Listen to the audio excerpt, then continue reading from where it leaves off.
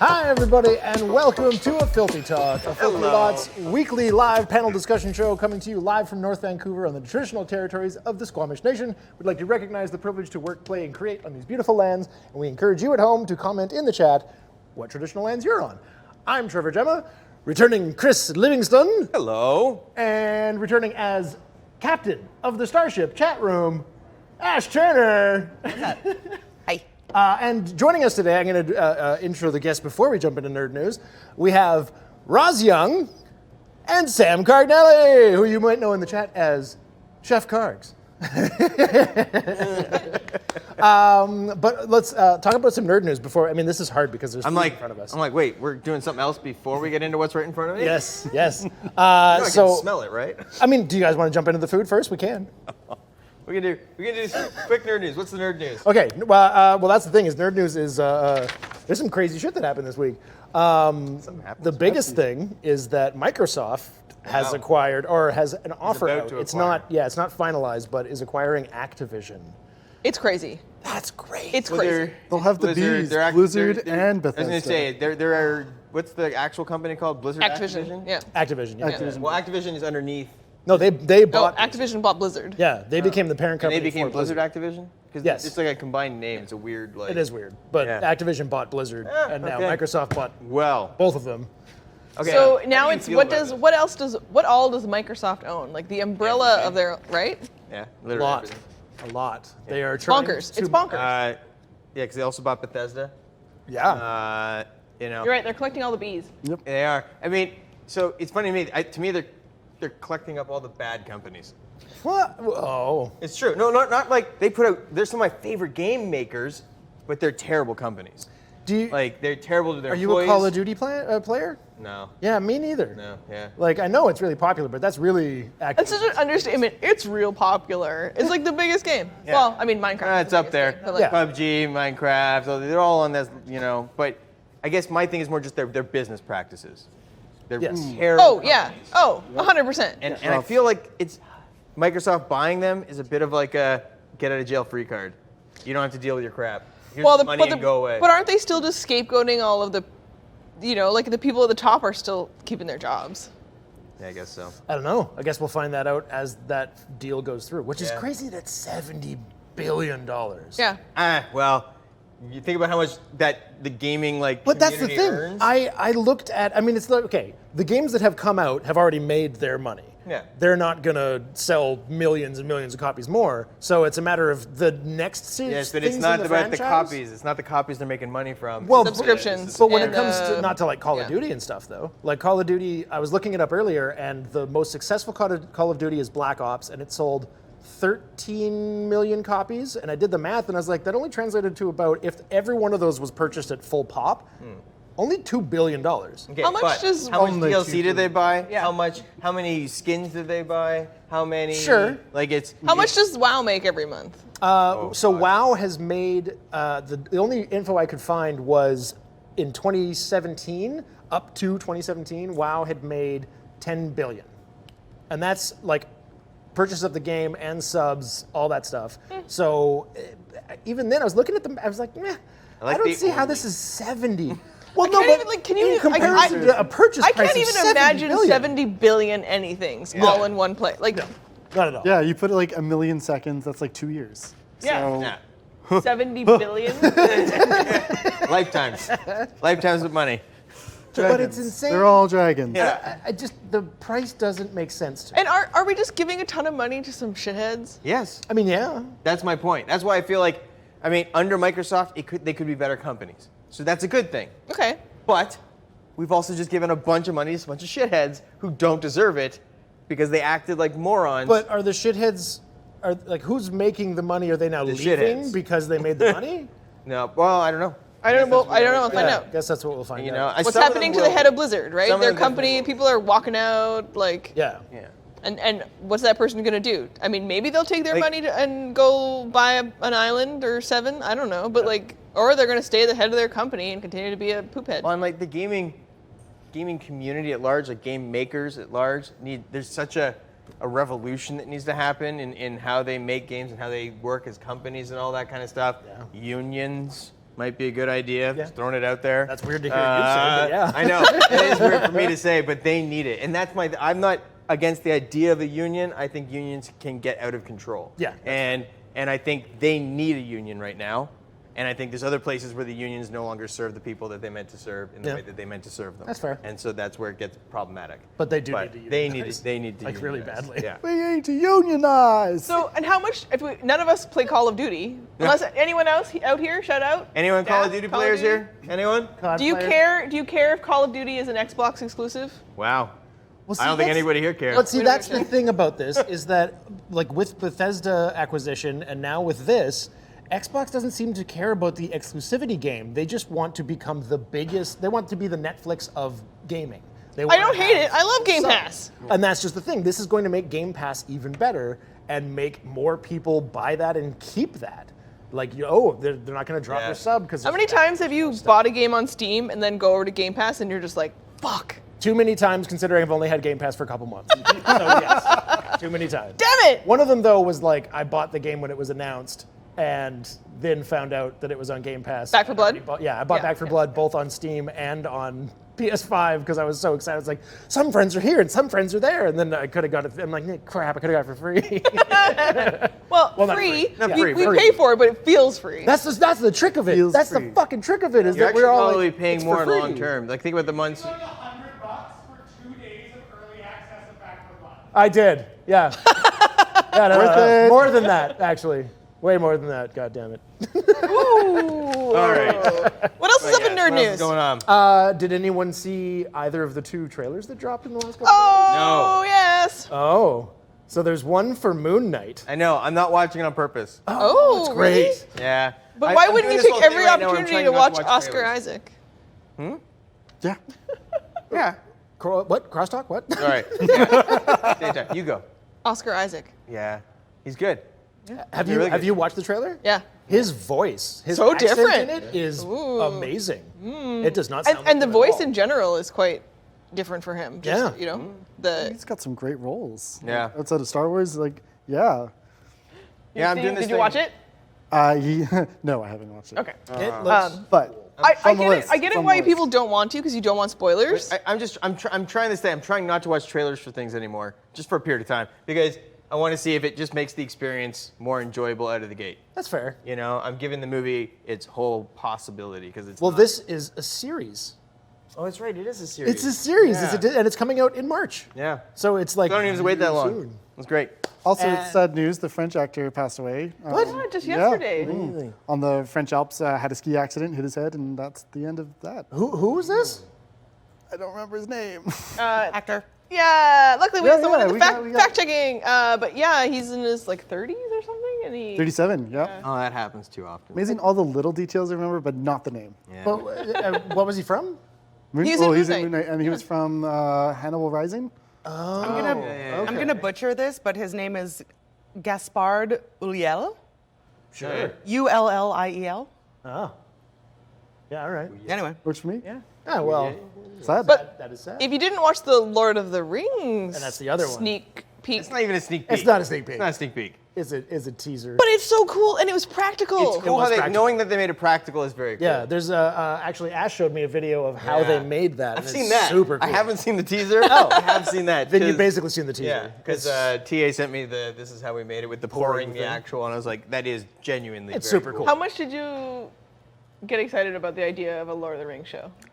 And I'm cautiously optimistic. Right? I'm holding back on that. a Want little it to succeed. So I was having a conversation about this the other day, and there's sort of plans that they've got. They've got like a 10-year plan for this show Oh. based on its success. So if it were to succeed, they've got plans to basically redo Lord of the Rings. Ugh. So they go from where they are, and then they jump ahead and do The Hobbit, man. and jump ahead and do Lord of the and so like you go all the way from the making I'm of the ring. good with to, redoing The Hobbit. That's fine by me. Yeah, redo fair it, make enough. it a actual short story. Hi.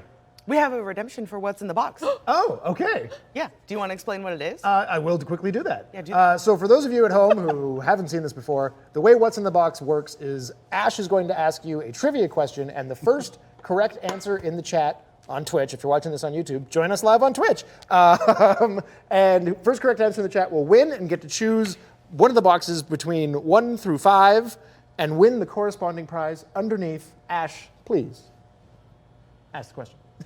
I shall indeed. So the question is, what are the 5 colleges of Strixhaven University named after? Oh, damn. Do you know? Because I didn't until I read this card. Sam, you're not eligible. Don't answer. I know the 5 colleges. I don't know what It's they're not named after. Slytherin. Yeah. I was like, I Don't do it. that. While we wait Hufflepuff? for a correct answer in the chat, Yeah. and as a repeat is, that might be a correct answer. Sorry, I just saw that. Well, those are the 5 schools. Those are, but what? That's not who they're named after. Yeah, what those names? What are they? Yeah. Hold Where are on. they from?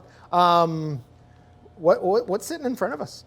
Well, maybe we should use why that question.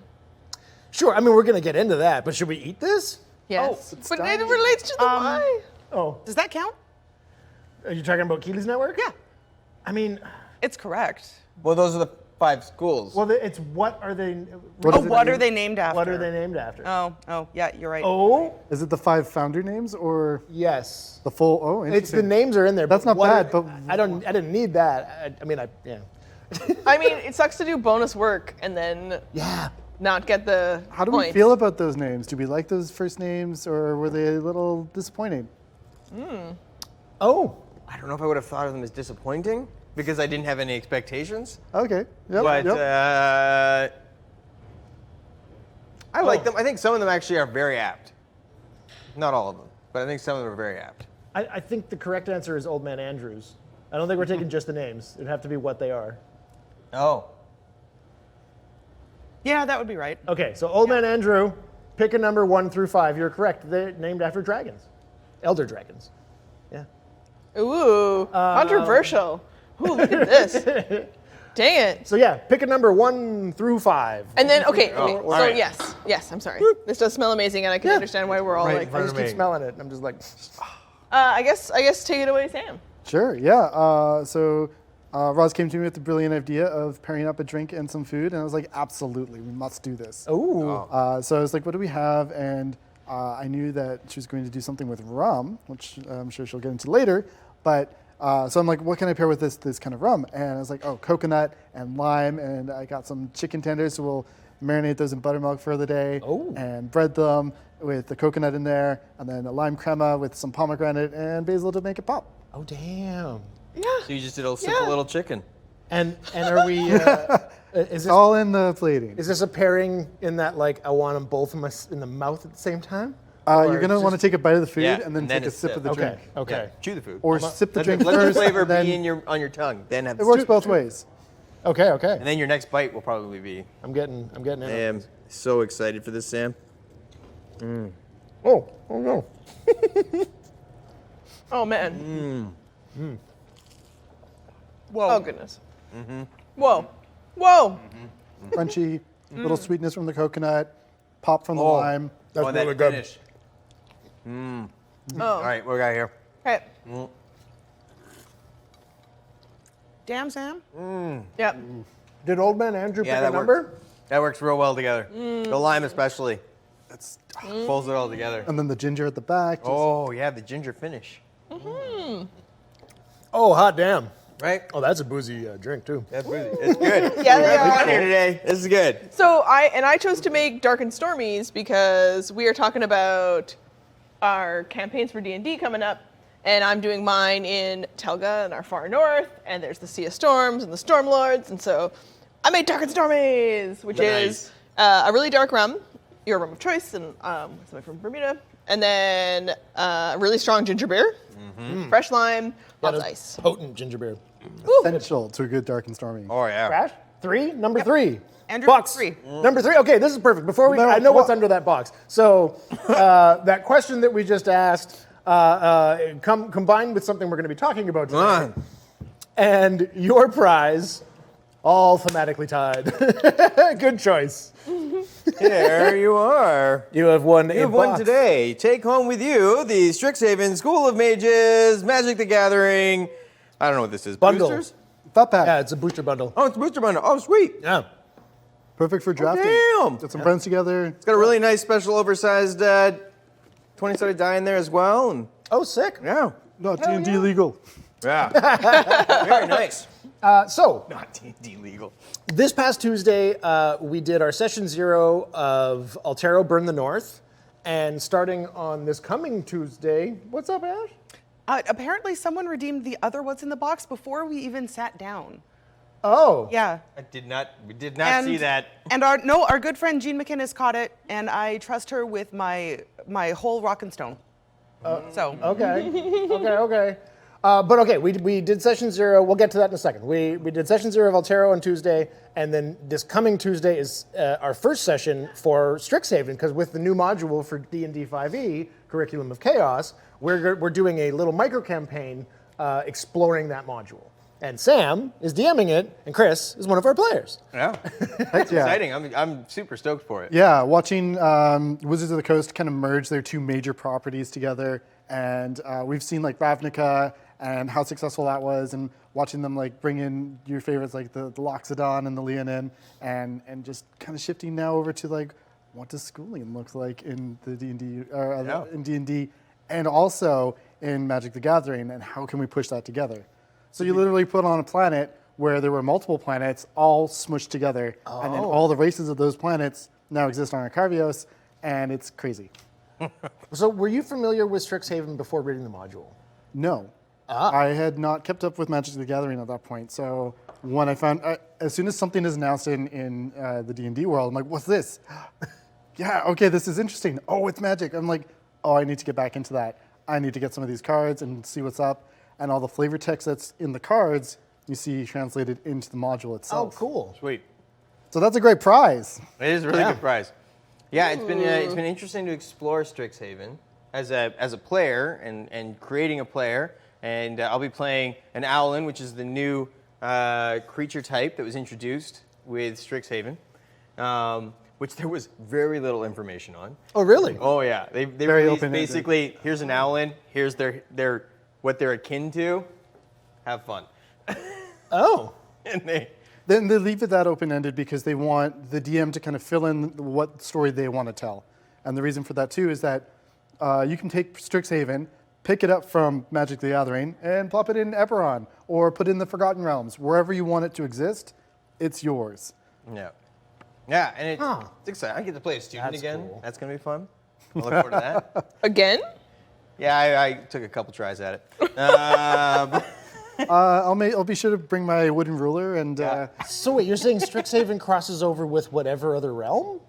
yeah, you can literally pick it up and put it wherever you want. So in Eberron, you could replace Arcanix with Strixhaven and utilize its entirety instead. That's intriguing. Yeah, Intriguing. or even just put it off the coast of Waterdeep or anything. Oh, okay. Is it okay? But does it move? Well, That's up to you. yeah. Oh, okay.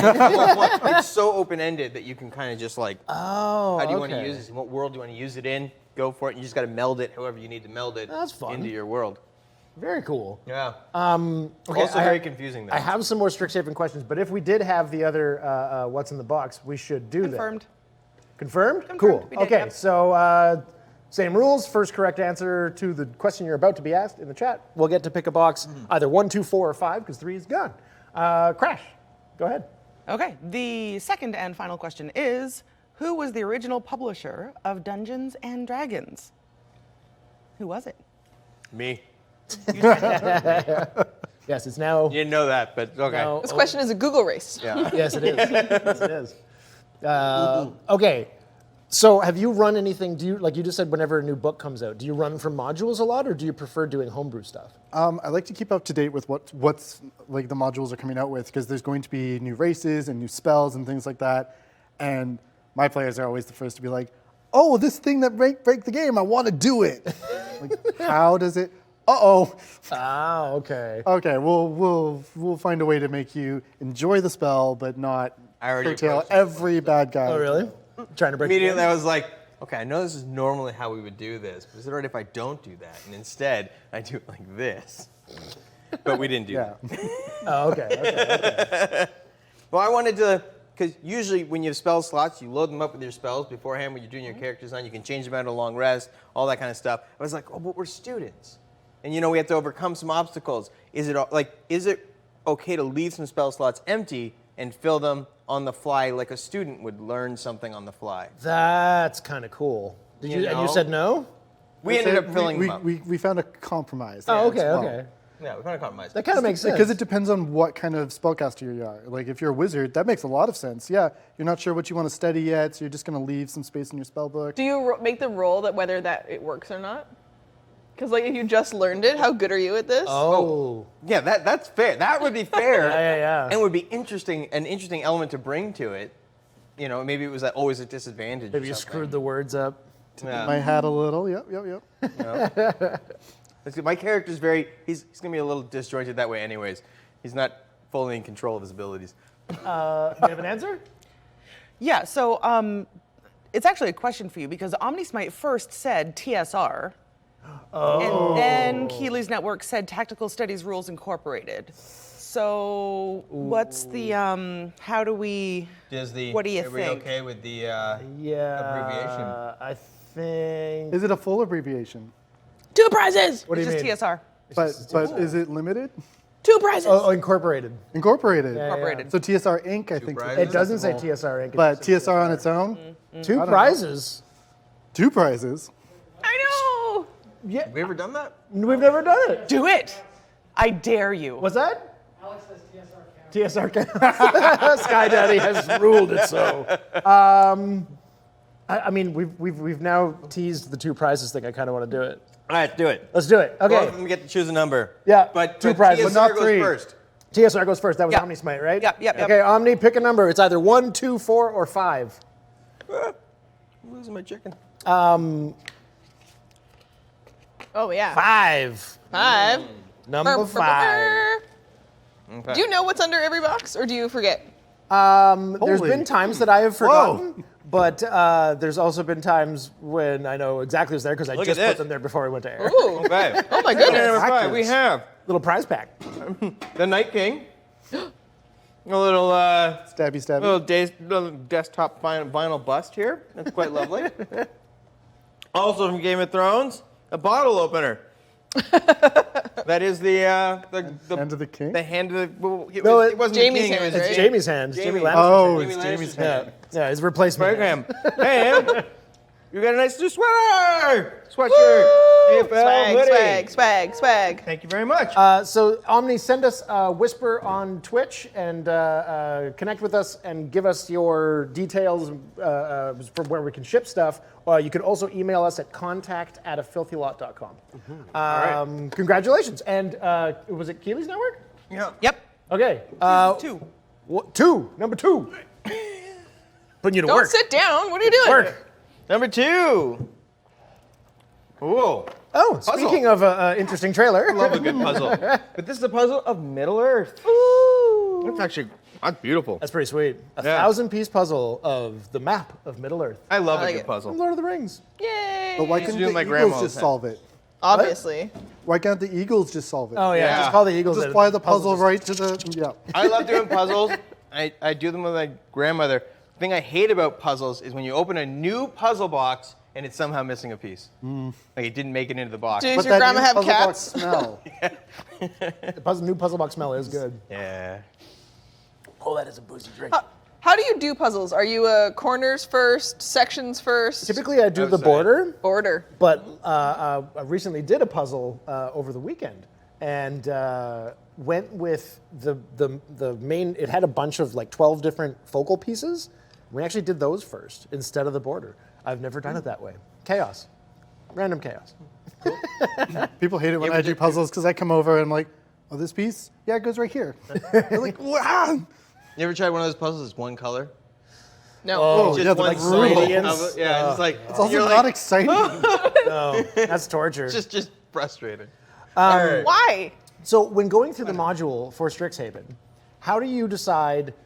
Because like the way we're doing this is we're doing it in 4 parts. So there's going to be 4 episodes. I'm not going to say too much more than that. But how did you decide what from the book you're going to include in what you're doing, what to cut, and how much of it did you personalize and make your own? Yeah, so I mean, all of that. The book gives you a really good example of how to cut it down into 4 adventures for one-shots. Okay. Very interesting. But the things they cut out don't make any sense. Oh. So trying to keep your players interested in what's going on in the plot over having all 4 connected is something they didn't anticipate. They're like, oh yeah, this is a one-off adventure. You don't need to like connect all the pieces. So you have to take all the little connecting pieces that are interesting pieces for your players to follow, and then sprinkle them into those one-shots, and then cut out some of the filler from the one-shot to make that happen. I have so many questions that I feel like must be spoilers. Yeah. I mean, for the homebrew aspect, so there's a big fight at the end of it that the chapter gives you, and there's no connection to the story whatsoever. It's just Really? a fight. So I'm like, no, there's some really cool things from this section, and we're gonna focus on that. And I incorporated one of those cool encounters into the final instead of what it's supposed to be there. Oh, nice. So you'll see. Do you also have concerns of like when it comes to something like a new module, that your players might read the module and know what's coming and know where stuff's supposed to be? Nope, they can try. Okay. Okay. It's such a good DM. Good to know. Especially because like everyone interprets things a little differently too, right? Yeah. Like you give 30 cooks a recipe and you're gonna get 30 different dishes, no matter what. Fair enough. That's a good analogy. You can From try Chef Carl. real hard. I would love to do that here where we just, I mean, also recipes, but also with footage and give everybody a piece to edit based on the same thing, and you'll get 30 different stories, Oh, wow. Yeah, Cool. yeah. That would be interesting. right? Same footage, Yeah. different teams editing. Fun one. Yeah. To show the difference editing makes. Yeah. We should do that. I'd be curious. I remember doing that in like film school. I did that kind of thing. And you get wildly different projects Yeah. out of it.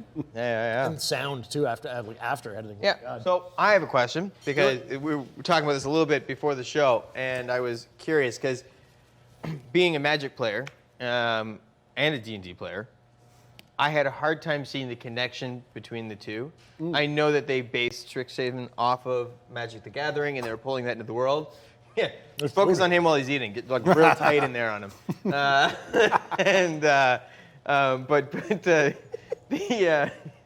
Because now he's nervous.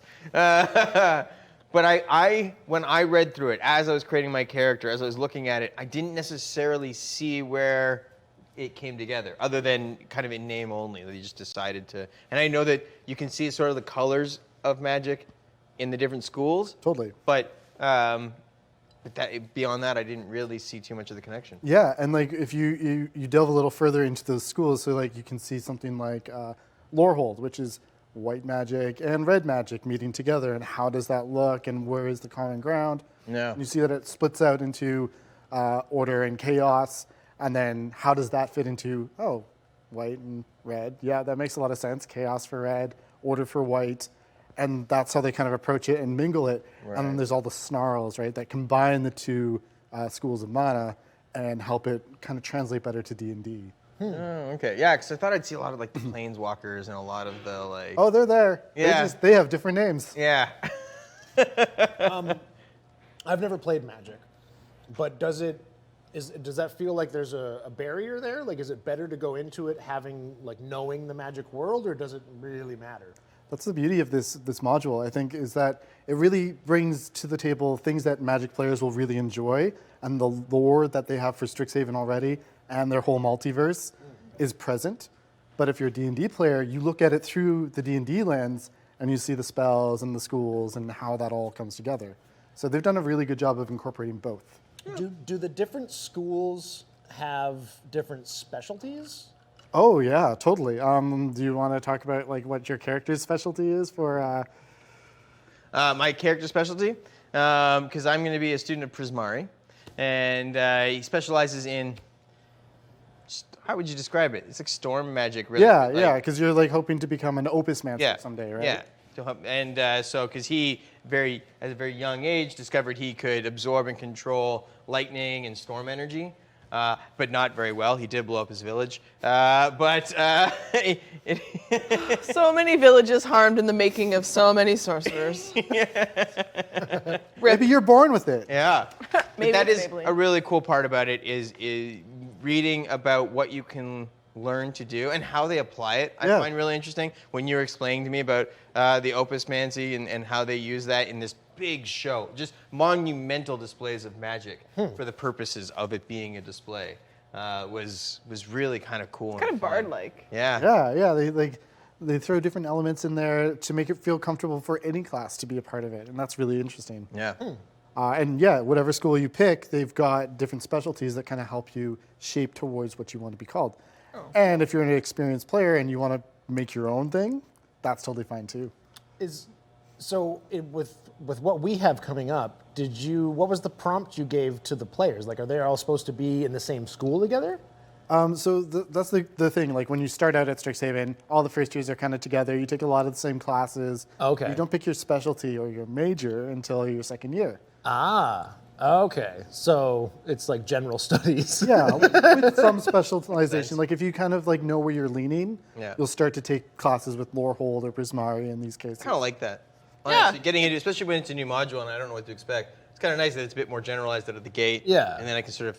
It's like when I was teaching first-year biology students. They're all in first-year biology, but they all want to be doctors, and you're like, look, in first year, hold on to your dreams, friends. In second year, get real. You're not all going to be doctors. You fucking suck at this. Just like embrace it, find out what you're actually good at, and just move on. that in It's film like, school. give up on the dreams. It's time. Yeah. Remember, day one in film school, everybody's gonna be a director. Last day of film school, I think I could be a really good PA. Dream crusher. But interesting part about character creation in this, that was so unique for me, that was way outside the norm for D&D, was having to pick extracurriculars. Like, what's my extracurricular and my job? What's my student job? Where do I work? And I work at the pub, and I'm gonna be. Oh, sweet. But what is funny to me is that all of us, all the players, all signed up for the same extracurricular. Oh, really? Yeah, we're all part of a tabletop role-playing. Role-playing inside a role-playing game. They built a meta. Yeah, they built a extra- meta oh, wow. extracurricular, which is you're part of it. Oh, wow. So that's gonna be a lot of Do fun. you guys go LARPing? Oh yeah. Yeah, Yeah. yeah. That's LARPing good. guild. I hope we get to experience that where we're a character inside of a character. Oh my God. That'll Do you have plans for that? Oh, such plans. I want to take my character with his accent, and then see if he chooses a character with a very different accent. Oh my So I'd God. be a Scottish guy trying to be a Russian guy trying to be a. He should play Alany. I'm an orc. He has this half-orc character. Half orc. Oh ranger. God, that's gonna be fun.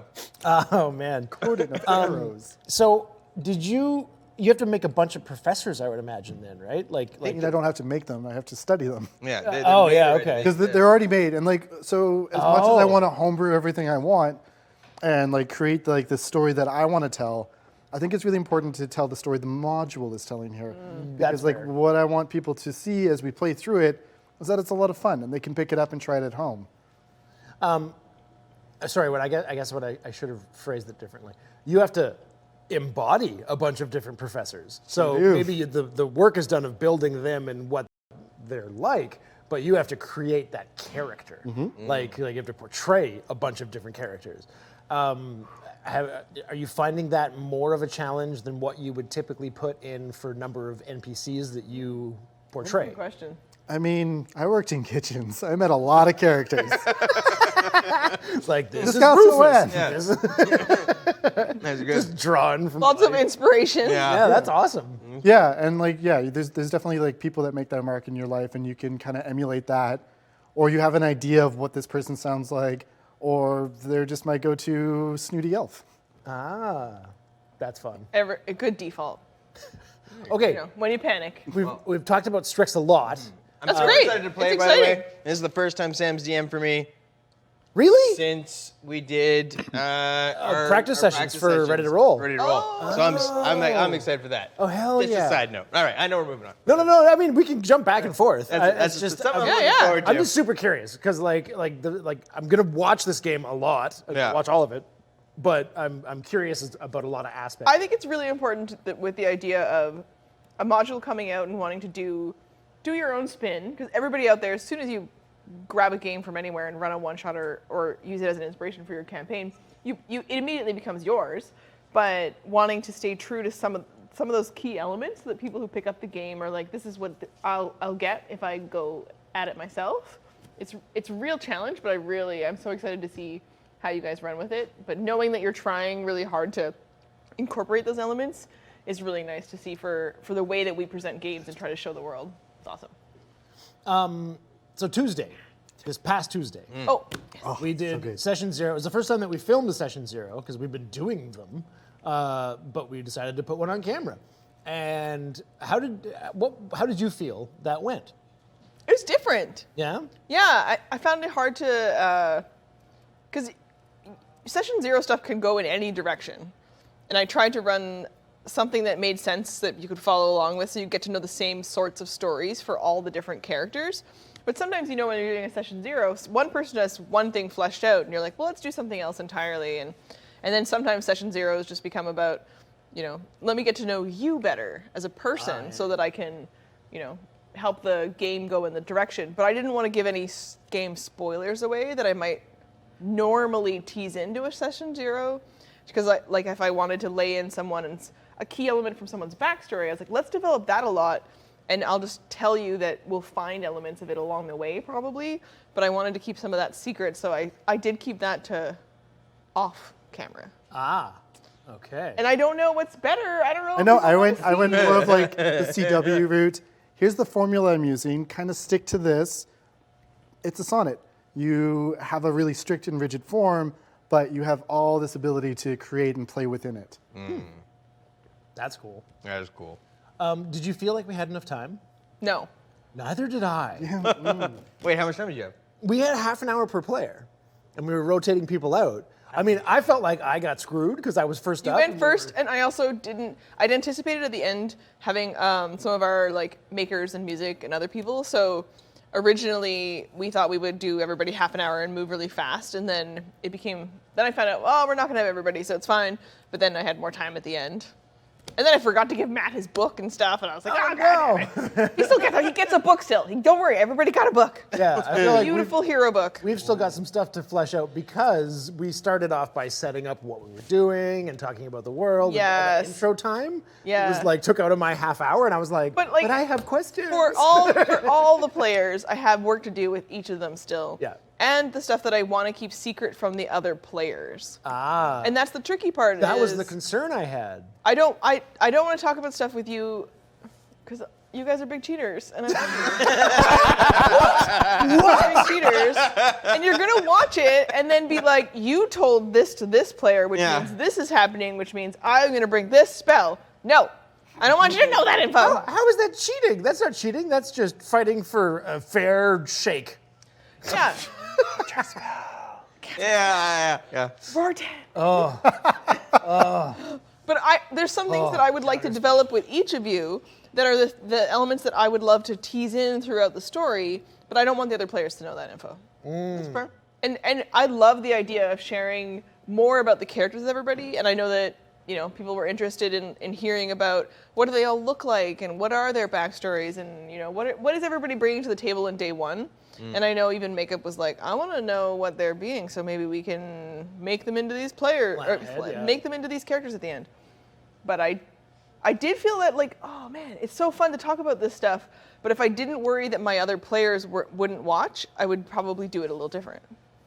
We could have spoken beforehand and said, do your session and then fuck off. We could have made it. And don't watch the video later. Yeah. But I get that. And that was something I was worried about too. I was like, I'm going to jump in the chat. And I'm like, wait, should I? Because do I need to know this stuff? Or there's something early on that I want to do, right off the bat in the first session. I had to talk to one of the players about it because it involves a handout of whispers type stuff.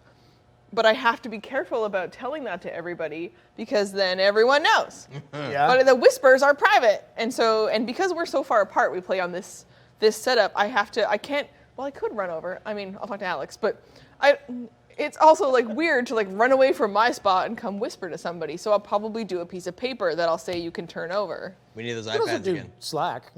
Yes, we could. We all have devices. We need the iPads back. Yeah. You were sending messages We all to have us. laptops up here. Yeah. You know what was the worst part about that in Ready to Roll is that I was sending awesome Slacks to Shay. She wasn't checking them? No, she was reading them, but she kept them to her dang self. which is fair, and you're allowed to do that as a player. But it was like puns of all the fish puns she was getting along the way, and I was like, these are gold. And she's like, I keep it to myself, and I'm like, God, fine. So good. But I also, if people give us feedback that they do like to watch that, or that it's useful later when people go back and watch things, then I think we should do them more often. Well, I think that that was where the inspiration for doing it was. Is a lot of people wanted to know more about the characters. Like when our audience is watching Ready to Roll, which, by the way, new episode tomorrow. Looking forward to it. It's a good one. Yeah, it is a good one. It's actually, I'm saying this right now to this audience, the episode that airs tomorrow for our watch party, live at 5, episode 5 is the episode that you're going to see the first reenactment from very soon. Yes. So, yeah, it's just that. I'm just excited about that. Yeah. It's so exciting that it's locked. It's in visual effects. Yep. Sound passes are being done. Yep. It's so Oh, it's so close. good. It's so good. It's so good. Yeah, I found myself like mouthing along to all the Termic lines. That's fair, man. I get that. Just wait till you watch tomorrow. Yeah. Yeah, yeah, I know so all the much. freaking dialogue. It's insane. Okay, so Burn the North is taking place in Telga, and it's an area that none of us know yet. But have you played anything in that area before? No.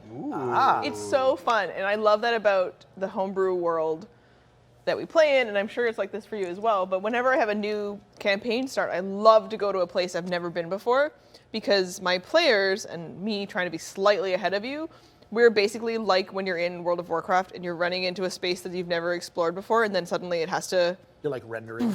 boof. It expands and you realize what's there. And then, well, when I go there, I set up a certain amount of space, but then once my players come behind me, they ask questions about like, hey, is there a town nearby? And I'm like, yes. And they're like, I want to talk to the guy in the town who does the thing. But and I'll what be happened like, to the mountain? Yeah. and then it becomes like, then such wonderful things happen as the players start to write your world behind you as well. And then it's this collaborative narrative that builds out the spaces I haven't been to before. So it's so useful for me because it basically is a way to force me to do my homework and do that and build those spaces out. And then also I have unique world building that wouldn't happen if it was just Matt and I's brains. Yeah. Because now we get to basically crowdsource a ton of amazing ideas that we can incorporate. And it's so much more unique and fleshed out as a world than it would be if it was just our two brains. So do you take everything that happens in Altero between all the different things you run there, and is that informing the world to a level of like say we get to a point 10 years from now, should the world not just explode, where Ready to Roll has happened, where we've got Shadows of Blood, we've got Burn the North, we do maybe something a little longer, all the different Another Ready to campaigns. Roll. Yeah, exactly. Season 2, season whatever of Ready to Roll. But if you did something brand new with brand new players, would they be in a world where there's been events that have happened in Ready to Roll that have affected other areas of the world? And does that A have lot of permanence? things are as canon as we can make them. Love So sometimes it's impossible to really say that happened in the world. And then you're just like, that was like the Linus game. Yeah. That didn't really happen. That didn't happen. No, it did not happen. Pocket dimension. Yeah. It was a one-off. It was a fever dream for It was Rourke and Ellie. fun. Rick and Ellie did some mushrooms in the forest and had this weird Dreams, man. There was this weird little barbarian. He ate a lot of pretzels. Yeah. It was fucking useless. I couldn't remember to do anything. But the demo moth that we invented for that game now exists in our world. Ah. I do So- like that. Oh, That's a Yeah. cool character. what And a then- cool- Terrifying. Yeah. And it Especially almost for killed you. me. Yeah, especially for you. It was, oh God, that was terrifying. Once it latched onto my face, and I was like, And as we develop the idea of where we could go next, that also builds out extra fun things for us to work on. You know, we were like, maybe we should just bite the bullet and run a game in, Altero Prime soon. Oh, which yeah. would be, a cool space opera instead of just, not just, Yeah. that's not fair. But, we run so many high fantasy D&D. I'm so curious about games. how many Altero versions there are. Because I know around the I world don't there's know these about two, portals that lead to different alternate versions of Altero. There's Prime really, and I mean, Altero the How much string primary you got? two. The primary Yeah. two are Altero Prime and Altero Not. We are in Altero Not, correct? Yes. And Not that. I know that there's Oh. others. I know there's others. I also find it really fun that as we build out the world and we do all of the players going through, but it also builds out the timeline that Matt is the keeper of. Oh. And so Ready to Roll exists on a timeline in the version of all of the events of our world, and now your characters are on that timeline from Shadows of Blood. Can I just say, of course, Matt keeps track of that.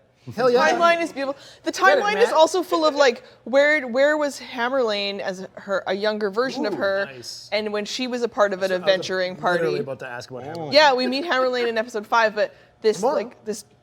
she was also a young adventurer once who had an adventuring party, and so those are like heroes of Altero, and the stories of those characters exist on the timeline before some of you would have been alive, Where I was a glint in my.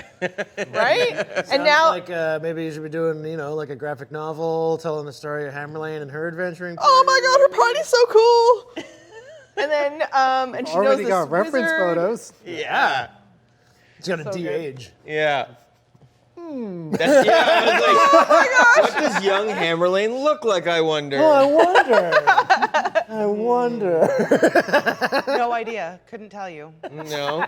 No, there's no photographic or painted record of that. I don't think. Roz would know more. Looking forward to more bicycle seat. Yeah. I would love the bicycle idea that her braids are not white, the little, but she's still got the beard braids, Oh, that would be great. Yeah, right? absolutely. What are you talking about? Oh my goodness. Okay, so regarding Burn the North, so we are, as we've shared, so this is all public knowledge, we're all prisoners. We are doing sort of a Suicide Squad scenario. I actually contemplated doing exactly that. I don't have enough episodes, but I was like gonna force you guys to build a character and then kill you all the first. Damn. Oh, that would have been terrible. So funny. Oh my good. god. And then you have so to like good. get them to do but characters. like, you would hate me so much. With like no work put into You them. should have done that. I know, but you guys would hate me so much. You should have done it. That's amazing. And time, yeah, there's a time crunch. I did think about it, but I was just like, oh. Full TKO. Party Oh, yeah. TKO. You're all dead. Next time, bring fresh characters. We'll hit the ground onto the actual adventure. Yeah. I'm So- gonna need you to roll 4d6. Yeah. Yeah. And again. Do it 4 more times. Yeah. What? What am I Great, doing? you're done. Why am I Yeah. rolling a character? Yeah. The one time that Crash has ever played D&D Yeah. was a one-shot that we did over at Roz and Matt's place. Yep. Pre-COVID. And it was a Suicide Squad scenario. So the question that made me want to ask is, have you run a campaign with evil characters without using that device? Where you're just allowing them to exist in the world and have long-form machinations without just like... I've never I can run a kill you at any campaign. moment. I've done a one-shot. Okay. with evil characters before, but it was sort of there was an evil sorcerer who was basically me, and they were lost in my. Lady Zor. Yeah, I was gonna say, It ladies. really Zor. was. It was, like, but it was yeah. all like puns to get to fight me in the end. Oh. So it was Of like the course more it you was. knew about me, the more you knew that like how to solve the killer whale's riddle in the moat. The big maze they got lost in, you had to just go right all the time because I always go right Oh. whenever I get to an intersection. So Matt was like, just go right, go right, go right. Except that then I distracted the players with sexy things off to the side or drinks, like vices of their evils, so that they were like, well, we should go this way. And Matt's like, we'll never get out of this maze. No, it's go right. And so I've done like things with evil characters before, and I'm sure you've done so much with them. Just wait till you see my hag shot. Ooh. Sorry, your what? Hag shot. Hag shot. That's where all the players get to play hags. Oh. Yeah, that's gonna be fun. And they all form a coven together. Interesting. Natasha needs to be in there. I know. Yeah. I've talked to Natasha and Lauren, and yeah. 100%. Yeah. That would be Maybe a little good. Chelsea. Oh, yeah. Just casting on camera. Yeah. I mean, Here we we'll go. see Chelsea soon on screen. Yes. Yes, we will. Wait, how soon? February 1st. Oh, nice. Capri's running a one shot in the Underdark, and Man, they were Very upstairs, excited for that. I saw them upstairs getting their She's- characters ready and stuff with Capri. It was pretty cool. Pretty fun. Nice. In the Underdark. That's Yeah. Oh, I love good. the Underdark. Oh, me too. That's my That was what's my the word? entry. Gateway drug? Yeah, Yeah, that gateway was my- drug. I think for Yeah, both of us, both it of was us. the same. Legend Yeah. Forgotten Realms, Legend Oh, of Drift. Dritz. Yeah, of course. And Chelsea has so many stories. She's got all these amazing stories about, I don't know, I wandered out into the woods one time and then I got wrapped up into like this weird, like, I don't know. I got pulled in and I did a thing in a weird abandoned church. And I was like, I was once at like Stonehenge where I did a weird thing and I was out in the mud. She's an official She's a fucking druid. druid. Yeah. She's an actual fucking druid. I'm so envious. Like, so envious. Yep. Our actual, We have a druid that works there, yeah. yeah, Yeah. it's amazing. Yeah. Was Yeah. officially in. That's why I don't piss her off. What's the word? May turn into spares and things like that. Yep. Mm-hmm. The only word that's in my head is inundated. That's not the right word. Officially Yep. Ducted. inducted. Thank you. I just wanted to let you At like Stonehenge. spend as long as possible doing this. Yeah. The word will come to me if I just I was put like- it in the oven. Thank you. Yeah. Gotta put it in the oven. No. What do you like about evil characters the most? I decided to do, and it's not necessarily evil this time. You're all criminals. You do it well. You could be neutral. You could even be good and have ended up in prison. But I like the idea of bad guys, especially after my last one, which was when you put players into a scenario, and especially when they bring in characters who want to help everyone, it's hard to move fast because they're worried about all the plights of the world. And Oh. Yep. Yeah. you Yep. know, and you're and when you're just trying to flavor a town, and you're like, oh, and there's a sad person at the bar, and they're like, drop everything. They're like, why is this guy sad? And you're like, I don't know. He's looking into his beer. Maybe he lost his job. And they're like, drop everything. We got to. Who's your boss? And you're like, oh, he quit. He quit, guys. He didn't want that job. He wanted to do something else. And they're like, we are gonna sit this guy down and we're gonna make a pros and cons list, buddy. And you're just like, no, we don't need to help sad guy at the bar. I mean, I always play. I have a hard time not being like doing the good thing and stuff like that. But that's a little too altruistic for me. I can't go that far. I don't care about the sad guy at the bar. The sad guy at the bar is the sad guy at the bar, and he's gonna drink his sorrows away. I'm surprised that we like hearing the benefit of Session Zero was hearing the other characters and what kind of builds they did. Because I made a psychopath, and I assumed that there'd be 4 psychopaths, and there's not. Wait, hold on a second. You created a psychopath? Maybe. I am shocked. Maybe. Shocked, I say. How very Ignatius of you. You're all very different from each other. So different. Yes. I was so happy to hear that we've got like an emo teenager. We've got Me too. A master manipulator worm tongue. True. Oh, you've got an emo teenager. We gotta compare emo teenagers later. Yeah. Oh yeah. There you go. Or put them in a one shot after it's all said and done. Did we just bring you to life? I love that. Just a bunch of emo teenagers in one shot. Oh my God. Oh, that one shot would be so sad. Fucking Maya Mortal. When I heard that, I was off camera because like Cheyenne followed me, and I was like, "Oh no!" Like trying not to laugh so hard. Holy shit! Oh, that's a good. That's Good job, Cheyenne. That's a funny name. Good stuff. I like, and so yeah, you've got the following your psychopath, the emo teen. And Then a we've drunk got pirate the drunk pirate. Yeah. You know, and an with the arsonist worm tongue. Fucking. Oh my god. Yeah. Oh, it's great. It's So many good things. I don't know. Where Bad this is things. gonna go. Bad things. There you go. It's gonna be and I think my idea is because we're trying to do a really fast campaign, and I have a clear goal for you, and then a extreme ticking clock that we'll introduce in the episode 1. Shit. Yeah. Me too. Yay! Wait, what? Bad with ticking the clocks. ticking clocks. I know. So we'll keep it moving. But I felt like with this kind of a setup, it might help the players move forward because, I'm going to do all that I can do to keep you on track. Yeah. But I don't like to have you can jump on and off the train. Yeah. But there is a But when will Track. I dig around? Oh god. Cocoon and the buffoon. Yeah. Raid party in the library. Yeah. What is your favorite like This bag of pills. off the road adventure that your players have ever gotten distracted by? Ooh, good question. That's a good question. Oh, there's a lot of really, really good ones. The first one that comes to mind is so many come to mind at the beginning. When they encountered two traveling Johns that were leaving a kingdom because the queen got deposed and the church moved in, and things were kind of sketchy, and like the council changed over, so their inn was not an inn anymore. So like, we're gonna move on. And just watching the party like interact and kind of fall in love with these characters, and they're traveling along the road with them for a couple sessions, and then off they go. And then they would come back in and they'd be like, the Johns are back. That's good. Odds are back.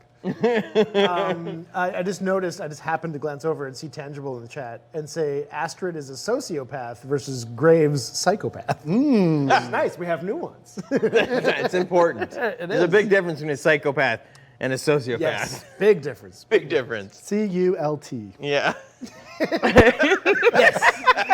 Yes. I'm really curious what'll happen the first time I present you guys with one of those, like, you know, the Johns or a sad guy at the bar or those sorts of things. Because I assume they'll all be like, ain't nobody give a shit about that.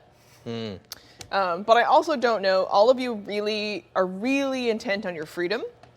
And so because I've given a bunch of prisoners a mission in order to potentially get access to freedom, but none of you trust systems or the government or any of those things. I mean, that's very him. I'm just Trust really, nothing. I'm curious what'll happen in the sense of like, how much can you stay on mission versus how much are you going to be, will you work together in an attempt to escape the bonds of the captivity in general? I guess that depends on how strong the device of, you know, the little bomb in your neck is. Like, is Going to be collars. collars? Very Man. battle Yeah. royale. Well, we've already circus. established in the world that we have collars that That function this way to do some things. So Interesting. We'll do a variation of that, but This makes me true, want to actually. ask a question, and you can say I choose not to answer. But are you building in the ability for us to escape?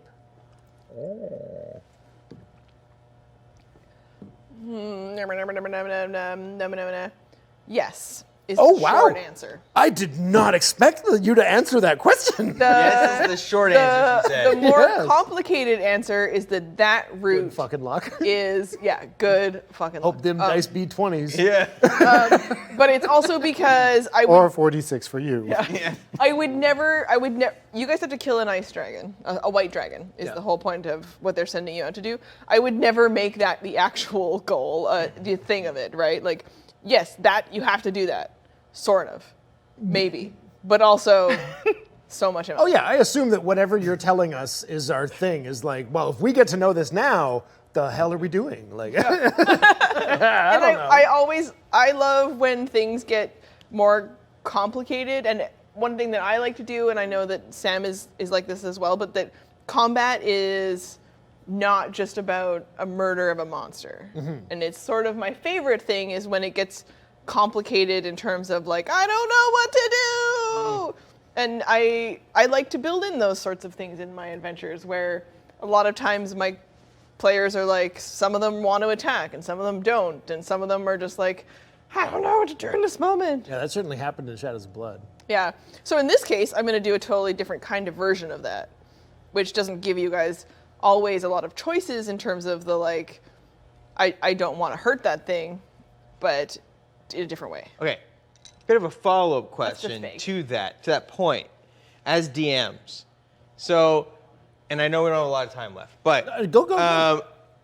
when you have a plan or something you distinctly don't want your players to do, and yet they're rolling really well, and they just keep going down that road that you're like, oh my God, please don't go any further on this. What do you do? Like, how do you try to curtail that back? I mean, there was a moment that in Ready to Roll that will come up that where Alan, he got away from it a little bit. The dice were hot. And dice were high. But also, I mean, you were doing the logical thing. No, 100%. As a had to player, do I was that. making the choices Yeah. the player would make, the character would make. Well, But I also I've know- got a story for you. So, yes, I think it's really important that you highlight when a player's rolling hot. Yeah. Let that happen because that's when they're at their peak. They're getting their thing. You should encourage that enough, and let them have their moment. But don't let it distract from your story. Incorporate it. Okay, you've thrown me a bit of a curveball. It's going well. These things are going interesting. Okay, this character we're going to throw to the rules, and we're going to reinvest in this kind of story now. So you let them have that moment for 10, 15 minutes, an hour if you really have to, and then you bring it back. But that's really hard when you're restricted to 4 episodes, right? True. That's why I'm like, here's the formula. Yeah. Good luck. Don't break it. Well, break it. if you want, but we're going to cycle. There's ways to cycle back. There's things that we can leave out and just bring it to the next point, hopefully. We'll see how it plays out in practice. So there's something I wanted to mention, which is we're introducing to you guys that we're doing 2 micro-campaigns that are going to be a little on the shorter end. And the reason for that, and I wanted to talk to you about this earlier. Say it on the camera? Yeah. Okay. So we are going to be moving. We're moving. As much as you may love and get used to, we've heard a lot of people saying that, like you love the sets and holy crap, look at this place is amazing. Well, it's going to look new soon. Yeah. But these 2 campaigns are going to get us through the next couple of months. And then you're going to see some new looking stuff. There might be some weird downtime in the middle, and we'll try to minimize that as much as possible. Yeah, but I would say as of about June, you're going to be seeing all new spaces. Yeah. Whole new space. We've got a big move on our plate coming up, and it's really exciting. And excited to make a new space for ourselves. Hell yeah. There's going to be new play areas. We're going to do a whole new custom D&D table, really actually not D&D, a tabletop gameplay area, a set. So it can be a little closer. Yeah. Yeah. Okay, so sadly, I mean, there's definitely more. We could keep going on and on. There's so many things I wanted to get into, but I'm not going to. But stay tuned tomorrow, first of all, episode 5 of Ready to Roll here on Twitch at 5 o'clock, live at 5 with a little bit of preamble, and your hosts are going to be Chris and Len. Yep. And you get to see episode 105, which we're all very excited to show you. And then next Tuesday, episode 1 of Strixhaven. So stay tuned for that, which we've been talking about. Monday is esports, Overwatch e-casting. And then Wednesday, I think we're doing a Minecraft challenge. And then we'll see you again next Thursday for more Filthy Talk. Until next week, stay filthy.